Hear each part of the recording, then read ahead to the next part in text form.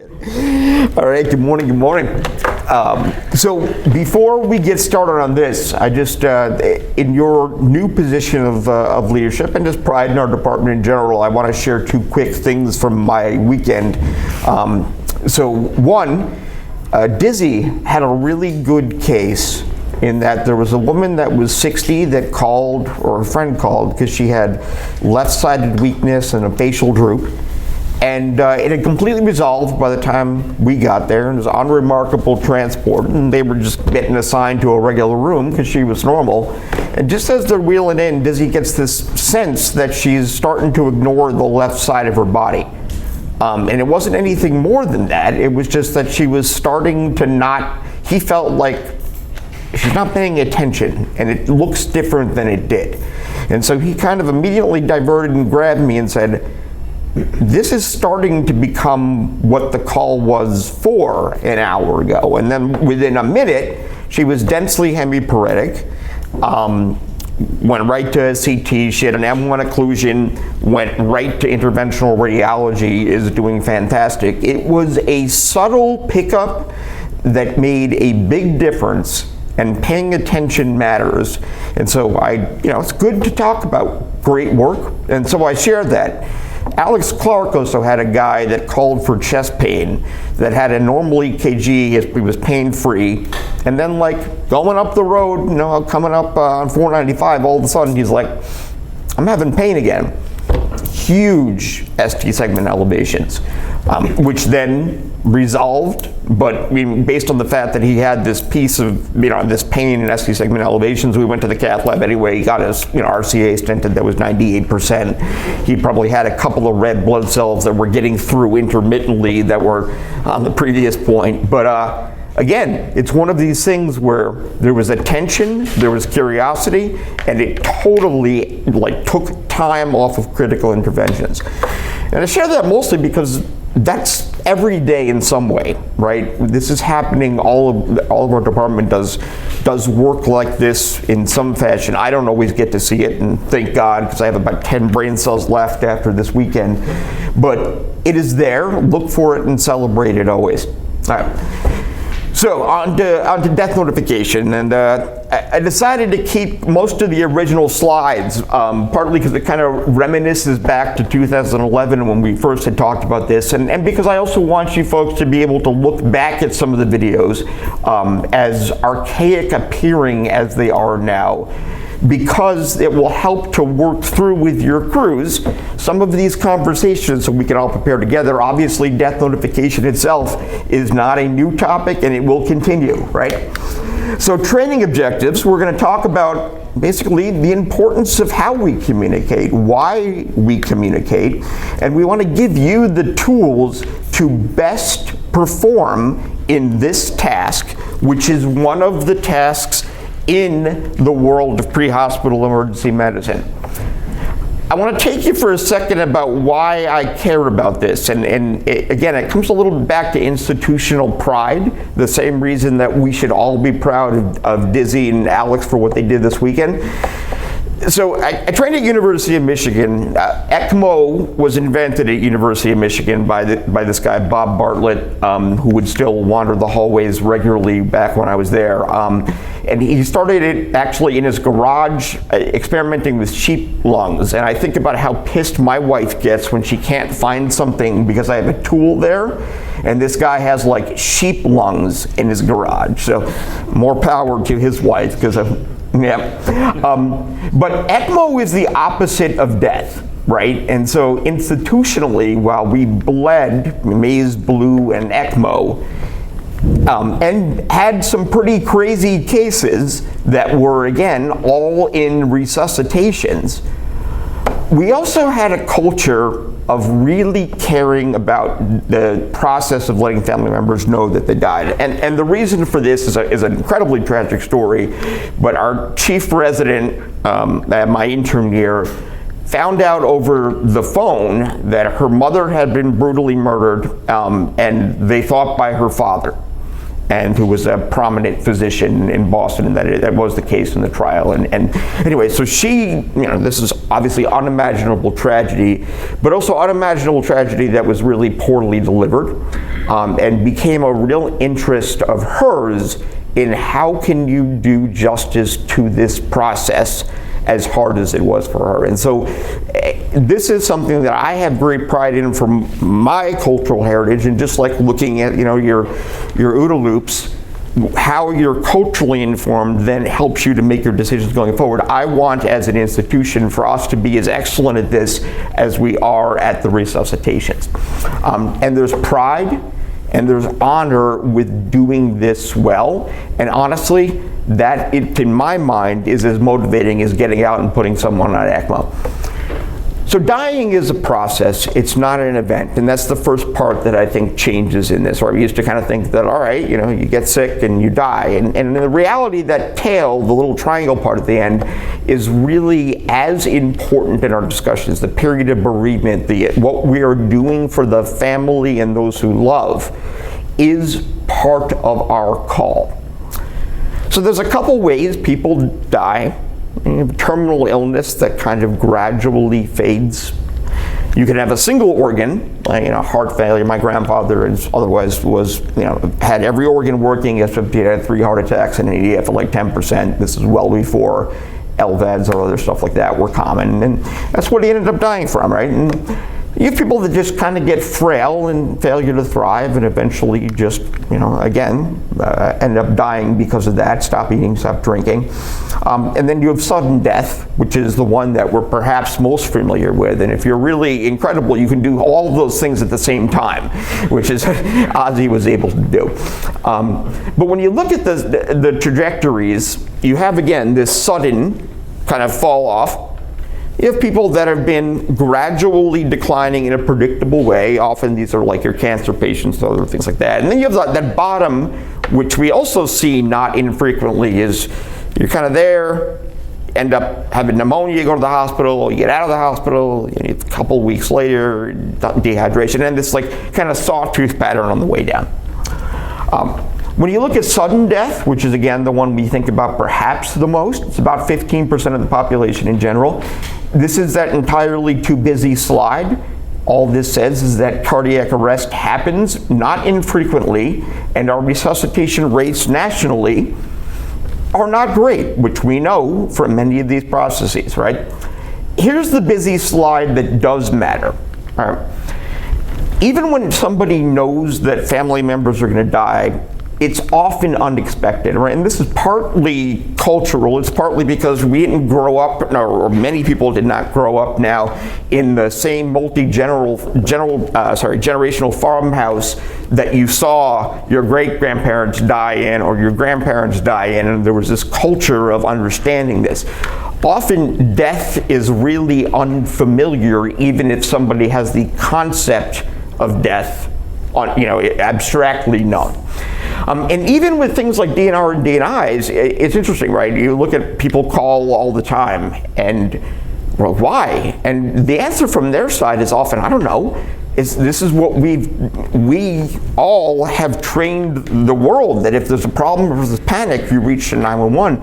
And when this happens, people do this reflexively, and it's not that they want you to come and reverse the DNR and resuscitate this person as much as this is it. This is real. Holy shit, what do I do? And that's normal, right?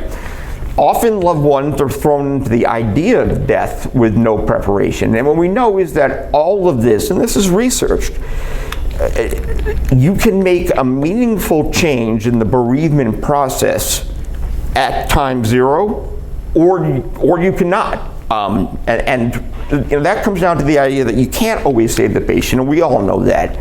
But you can always do something for the family. And that is your patient, or I would say that is your patient as much as the person that's in cardiac arrest.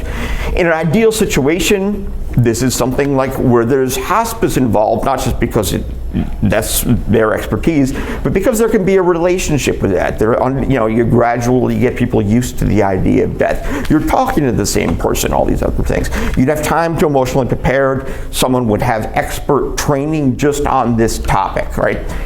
EMS, of course, we don't know this person often, or if we do, it's not in a personal relationship, it's that we've run them before in the past. Death is unexpected. This part I think is really important. It's during often what we call a failed resuscitation. Right there, it almost sets up how negative this is going to be for us, because already we're saying, wow, we couldn't resuscitate this person back. And it can be emotionally exhausting just to have, quote, gotten to the point where there's nothing else to do. And now you have all this other stuff to do. And again, often EMS providers have little education, which is why I care about this so much. So here's the education part. There's actually a way to do this. And it's really useful to have a script and to be able to find in your own authentic voice a way to hit these points. But here's what you do. You first deliver what we call deliver a warning here. It's a summation, and it's a summation of things that would involve saying they're not breathing on their own and their heart's not beating to put blood through their body. Something along those lines that's simple and gives the gravity of the situation, while again isn't saying that's just the first step in this.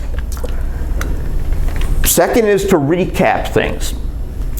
You want to say, again, you called because your husband, you were concerned he wasn't breathing.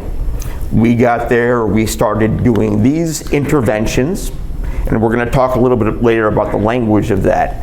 But your goal is to take them through the process up into the points now where we're going to talk about the next steps. Multiple minds is a really good one, and this is also true, right? I mean, this is one of the reasons that medical control is involved, and we all know the question of is there anything more that can be done in the hospital is often part of this. And so again, preemptively talking about you and your team and the team in the hospital that are all working together is step 3 on this. Now comes the statement of inevitability of death. And this doesn't these steps don't have to be in the same conversation. Sometimes I'll start with the first ones. We'll come, and I'll say, we're going to come back, I'm going to check in with the team, and we're going to see where things are in the resuscitative efforts, and I'm going to come back and talk to you in a minute. And then you come back. And this is presuming, of course, that you don't have ROSC or anything else like that. And you tell the patient or the patient's family member, right, everything that can be done has been done, and their heart still isn't beating, and unfortunately they're going to die. Right? And now, when someone is dead at this point is completely arbitrary, right? Your heart's not beating, you're not breathing. It's like the timestamp on this is fluid. But the difference between going to die and has already died in the conversation is enormous when it comes to the family. Because either you can be there before they died or afterward, and you can imagine how different that would feel, right? So you say the inevitability piece. Okay. Only use die or death. I think you've all have heard this in some lecture. No soft terms are the appropriate in this scenario. Step 5 is ultimately pronouncement, and I put that there, but I'm a huge believer, and the research supports this, that families should be in the room and be with their loved ones and have a chance to say goodbye before this arbitrary time that we decide they're no longer alive. And the way I look at it, if you've known your husband for 54 years and I've known him for 34 minutes, There is no way I'm standing between you and whatever you want to say. And again, because the resuscitation time of death is so arbitrary, it is it is the gift that we can give everyone to have a chance to be with their loved one.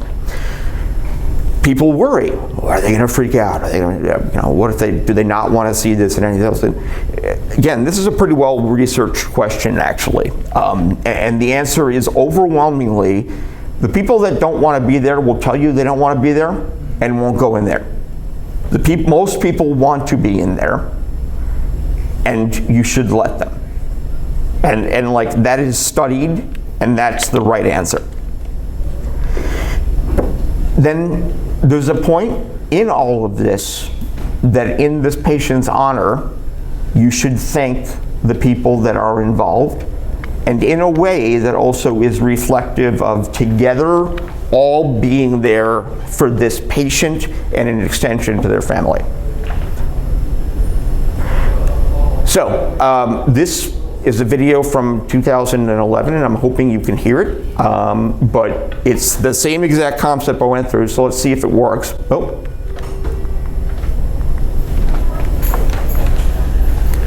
This mayor played the extra. The officer in charge of that phone line.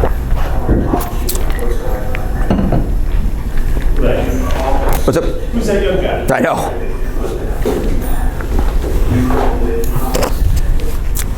You were concerned that he wasn't breathing, and so you immediately called 911, which is exactly the right thing to do. When my crew and I got here, we found that he was not breathing. And when we went to look for a pulse for him, we found no evidence of a pulse. So we immediately started CPR on him. We do compressions on his chest to try to get his heart beating. We hooked up an EKG machine, which has electrodes on his chest, to look just for activity in his heart. At the first time we hooked this up, there was no evidence of the heart's electricity working or of it putting blood throughout his body. So we kept going with the CPR, and we put an IV in to give him epinephrine and other medicines to try to get his heart started. At the same time, we put a breathing tube into his lungs to help breathe for him because he wasn't breathing on his own. For the last 25 minutes, we've been doing the CPR and various medications to try to restart his heart. But nothing that we were doing was working. So the EMS captain, who's here with me, talked to one of our emergency physicians about the situation to see if there was anything else that anyone could think of to try to help the situation. And after all of our discussions, with his heart still not beating and no signs of electrical activity on the EKG, with nothing on his heart at all, it's unfortunately very clear that he's going to die, and there's nothing that we're going to be able to do for him. Do you want to go and be with him and say goodbye before we stop? Yes, I do. Okay. I'm going to bring you into the room. He has a breathing tube in his throat. People will be doing pressure compressions on his chest. I want you to have a chance to say anything that you want to say before we stop. Yes. Just can't believe it's happening. And everything that could be done for him has been done. And there's nothing else that we or anyone else can do. He's going to die, and we can't stop that. I want to see it. Okay. Thoughts, questions about that example? Again, it's old video. It's also captures every single one of these points, and we still have this on Target Solutions. I would have this. It's a great drill, to be honest with you, to look at these things. I'm going to give you a similar one. How you would do this for a DOA. So give us a down. Sure. Nice paramedic Bird. You called us here this morning because you came home and found your father dead. Right. So we came, we also found him unconscious as well. We hooked up to a heart monitor. Heart monitor checks to see if there's any back blood drop to still left in the heart. We found nothing. He was also not breathing. So unfortunately, they decided that your father was dying. Are you sure? Yes, and there's unfortunately nothing else we can do at this time to try to bring him back. Oh my God. What am I gonna do? If you'd like, we can take you to the next room so you can say goodbye to him. And we can stay here as long as you'd like. And accompany you when we can. Okay, that would be nice. Thank you. Have any of you been in the situation where someone said, "What am I going to do?" or something else like that? Not my problem. I definitely know. I know that wasn't your answer in real life. He's releasing that because the filter in his head caught that coming out. That's right. Yep. That's the empty filter. What would you do? Yeah. And what do you do? We've got police. Police are coming. They've got resources for you. We're going to stay here as long as we need to, as long as you need us to, rather. We'll make sure that you. Is there any phone calls we can make for you? Any family you need to call? Don't say what do you want us to do. Start probing with the. This is the process that we should probably take. What do you want to call it? I try to make it clear to them that it's okay to not do anything right now. Like, Yeah. This is going to take as long as it needs to. We're in no rush. I want you to process and take as much time as you need to. And then we're going to lay out the next steps to give them the chunked out, okay, the next thing that's going to happen is there's going to be people in gray shirts that are going to be here to talk with you, and there's some paperwork and stuff that's going to need to get done, and start to walk them through that process. But the thing that early in my career I did very poorly is I tried to make this as fast as the resuscitation. Yep. And it's uncomfortable to sit there for 3, 4, 5, 10 minutes while somebody is weeping. But you trying to calm them down is not your job. So this is an awesome lead-in, and I want everyone to put like a pin in this. I want to go through a couple of things in the video, and we're going to get into exactly what you are saying, because this is one of the parts that I want to give you all as EMS leaders good tools in your toolbox for. I don't know if any of you guys remember Tom Mulligan. He like institution at Fairfax in terms of being social work, and he actually used to guard the Tomb of the Unknown Soldier when he was in the Army. So he walked in the most distinctly perfect way. And he's since retired. One of the things I want to get across to you is that when you walk into a situation and someone's going to die that you're working that day, you have to recognize that for this family that you're working with, this is one of the most important hours of their lives. Right. And I look at that in terms of, this goes back to the honoring our heritage in this and honoring our role, but like, nobody's gardener is there when they die, or their accountant or whatever, usually not their bartender. And right? We are part of one of the most important things in the cycle of life. And to do this well, to honor our role of being there, again, is as motivating to me in terms of what I can give to the family as any of the heroic resuscitation pieces. Because again, we're here. This is a privilege. You know, over the years that I've been working in the emergency room for 30 years, and one of the things that I've seen when I watch the docs come in and they have to deliver the information about death to a family is that they begin to get technical, and you begin to lose your families when when you start using technical language. You have to speak to families in language that they understand. They have a lot of questions about it. And they also need to know what was done. They need to know that everything was done, and they need to know that everything was done for the patient that could have been done for the patient. They need to hear that over and over again. It's the beginning of the process that begins to complete the process for them, because they they just don't understand. They don't know. They don't understand the concept of death. This is new to them, and you're there as the teaching professional and teaching them about what happened in this instance today. So it's very important to remember to speak on their level in their terms, so that they understand everything that you're talking about.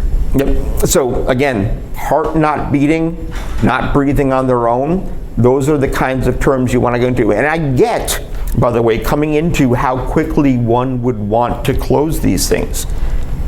There is a discomfort in this. This is very real, and it is very hard on an emotional level to go into this ideation of feelings and be there during something that's so tragic. I think another important thing to remember is that you have to be able to manage your own discomfort when you're in a situation like this, your own level of anxiety. It's going to be very anxiety provoking for you to open the door and begin the discussion about the conversation of death. I think it's very important to recognize here that, again, what you're doing is you're just beginning the process of death for this family. It's not going to be closed before you leave this house today. There's so much work that needs to be done thereafter. What your role is just to go in and provide as much comfort and understanding about what happened in this process today. And this is, so I'm going to take the pin that Winstead had on the wall and pull it back off here. And because this is one of the mental shifts I want to empower you all to make and to use, is we're problem solvers by nature, right? You know, the answer that somebody says, what can we do? We're like, all right, well, we're going to do a lap around the building. We're going to have primary stretch the hose to the front door. We're going to, you're in defib, we're going to shock you. Like, we want to solve problems. What am I going to do is not really a question, it's a statement. And the key part of this is know that there are no magic words. You should not be burdened to look for magic words. And in fact, it's a completely different piece of thinking. I can't imagine how uncomfortable I would be with humanity if there was something that I could say that would suddenly make it okay that your husband of 54 years died and you shouldn't be sad. Like, of course you should be sad, right? Like, all of this is why, like, love and being human is so awesome, is because you have these emotions. If you sit there thinking about what you can say to make this all comfortable, I hope there isn't, because that would just discount everything that makes it awesome to be human. There shouldn't be. Just being there is what matters in this. And so silence is golden. Sometimes when you say, what are you going to do? Or what should I do? You don't answer with a solution. It's just, I'm really sorry. Or put your hand on their shoulder. And that's the answer. Don't solve it, just be in it. Yeah. But also be aware that if the notification may not bring an immediate reaction of sadness. Sometimes people laugh. Some people, this is a bittersweet moment, especially if they anticipated they were going to die for a long time and now it's finally happened. They're glad the suffering's over, but it's still awful. And sometimes people are pissed. They're really angry. They're angry at the person, they're angry at you. So just roll with it. It could be anything. And it can be all things, right? I mean, this is the complexity of human emotion, but again, that's what makes humanity so awesome. There's residue to this, and I know that, and I don't want to discount the fact, as I said before, this is an emotional time, and you're putting yourself in an emotional time. I have death, I was thinking, I don't know, Scott, if you have any idea how many people you've told about death. I'm guessing somewhere in the 500 to 1,000 range is my estimate. And there's, cries I still hear. I know this is real. I also know how important it is, and I'm willing to hear those cries because I care so much about the total patients. If you want to look up something, if you want additional information that's not from 2011, this woman is a PhD paramedic who grieving death is her big interest, and she has some good stuff on YouTube as well as some classes. And understand that, again, have pride in this. You can be great, celebrate the times that you're great. Those things really do matter in the times where we can't save the patients. I like to finish lectures with practical, if you only were to remember 3 things, what would they be? Practice your scripts, right? There is a stepwise script that you should use and be comfortable with and give your own words to, but so that you have that in your toolbox, just like your initial on-scene report. Remember, there's no magic. Don't search for magic. Don't look for answers. Just be and let people mourn. And silence is golden. And it's just okay to just sit there and be with someone. All right. Everyone at some point is going to die, but I would love us to be able to give them a good send-off. Thank you.